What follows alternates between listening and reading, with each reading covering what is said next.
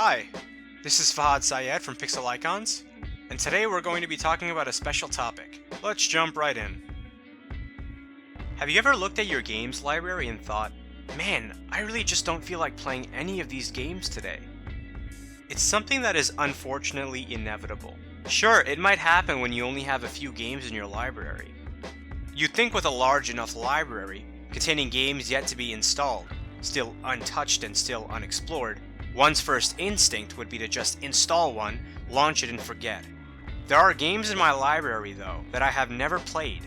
Games people say that are amazing fun, joyous and enthralling experiences. Games that are just one click away from being installed, that I could play right now. But I just don't want to. Is that weird?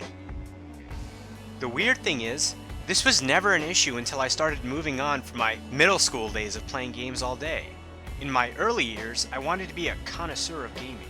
If someone said something was good, I wanted to play it for myself and see what all the hype was about. I would have a list of games that I went through month by month, usually the year's newest AAA releases. And when I got bored of those, there was always a log of multiplayer and co-op games that I could play with buddies for hours. But ever since I got into PC gaming and learned about the indie scene, my habits have changed. While I still claim to be a connoisseur and subscribe to the philosophy of trying to play all the best games, I found myself unsubscribing to yearly installments of games like Assassin's Creed, Call of Duty, and Battlefield. I started buying games based off of review scores, and picked titles I thought I could get a great experience out of. However, without a confection of AAA titles refreshing monthly, I find myself in a rut a lot. Back in the first quarter of 2013, I purchased BioShock, a game which I had beaten on the Xbox 360 in 2007 to replay through before the release of BioShock Infinite.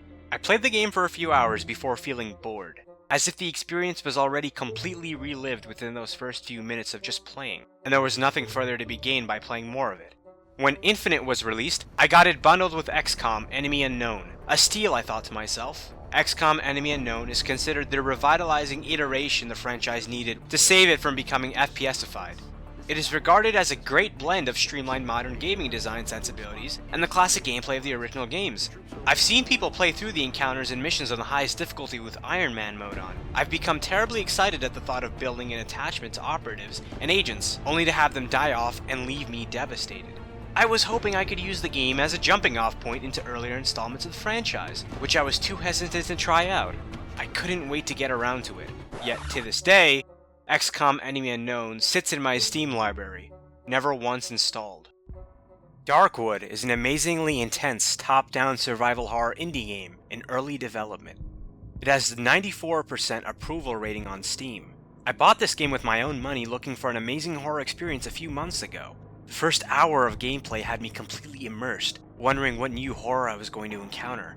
I was terrified of making the wrong choice, and worried I was using items incorrectly. The game just made me wonder what I could do with all the things I found, where I could go and what I could see. I intended to return to the game and see it to its end when the game comes off of early access. By my previous statement, Darkwood may seem like a game I have a considerable amount of hours playing, right? Wrong, 84 minutes. I haven't played it since the day I installed it 4 months ago. Half-Life 2 is a game I had previously beaten when it came to the Orange Box collection on the Xbox 360. When I bought a PC, I decided I would replay the game, and this time go a step further and beat the 2 episodes to see what all the hype was really about.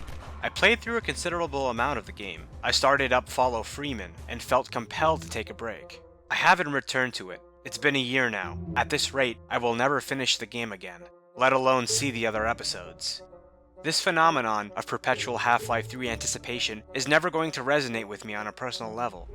Serious Sam 3 is a game designed to feel like a classic FPS. I wanted to play a fast Twitch-based shooter for months now. I could easily install the game and hop in to relive that Doom 1 and 2 experience, but I don't want to. I just feel so completely apathetic about it that I can't bear to focus on the game's shelf space in my library for more than a passing glance. You know, Outlast was a game I wanted to play through because I had missed out on the Amnesia the Dark Descent craze, and was looking to get forward into a puzzle and stealth-based FPS horror game of the same genre. Outlast looked like it would be right up my alley. I love horror games. Hell, I bought Outlast with the intent of playing it through for my channel. That was back when I just wanted to do YouTube gameplay.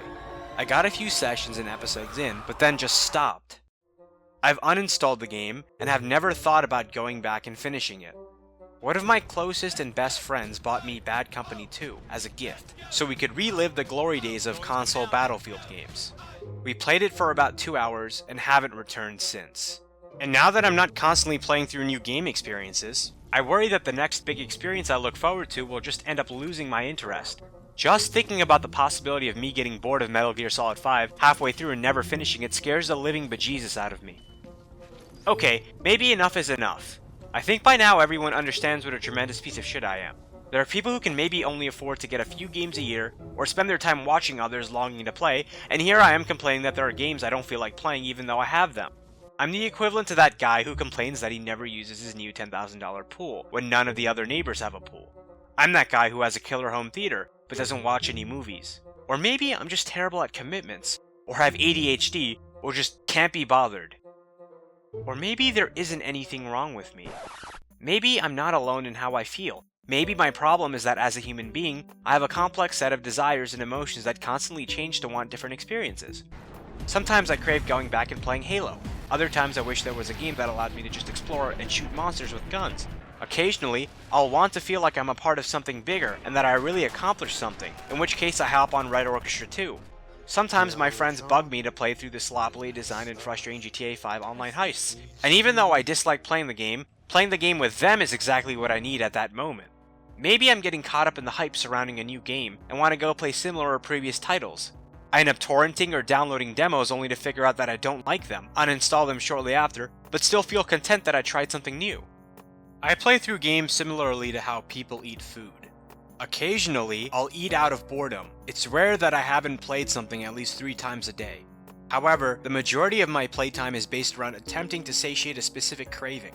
When I want chocolate, eating chicken doesn't do the job.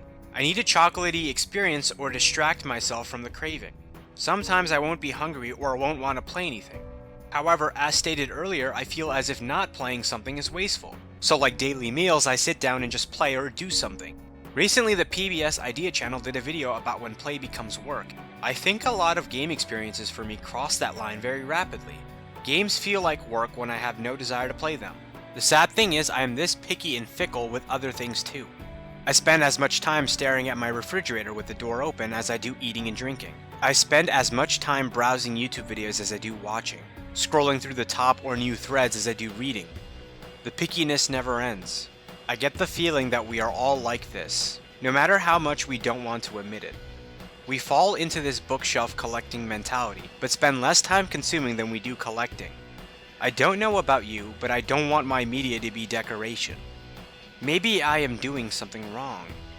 But even if I am not doing anything wrong, I still feel deep down that I am doing these games an injustice. Whether it's The Witcher 1, Binding of Isaac, Hammerwatch, Natural Selection 2, Magicka, GTA 5, Darkwood, Bioshock, Half-Life 2, XCOM, Enemy Unknown, Outlast, or many others. Maybe the best thing to do would be to sit down, and really sit down, and just try them out again. Even if I am not craving those experiences, at least I tried them. A couple weeks ago, I said at the end of my Her Story video that playing a new game could be like discovering a hidden gem. The truth is, experience changes with age. Coming back to play an old game after 5 years is like playing a new game. Maybe those original experiences were unfulfilling. Maybe I was unsatisfied. But as I said before, they could just be hidden gems, waiting in the rough. This is why I am taking a pledge to go through my Steam library and try my hand at every game I currently own that I have either never finished, never tried, or stopped playing. At the end of my experience, I may share a retrospective review or give my 2 cents on the title. First on the list is Bioshock. Thanks for joining me. This has been Fahad Syed from Pixel Icons, signing out. Have a wonderful day, and go back and play some of your old games. Who knows, you could be missing out on something you never knew you wanted.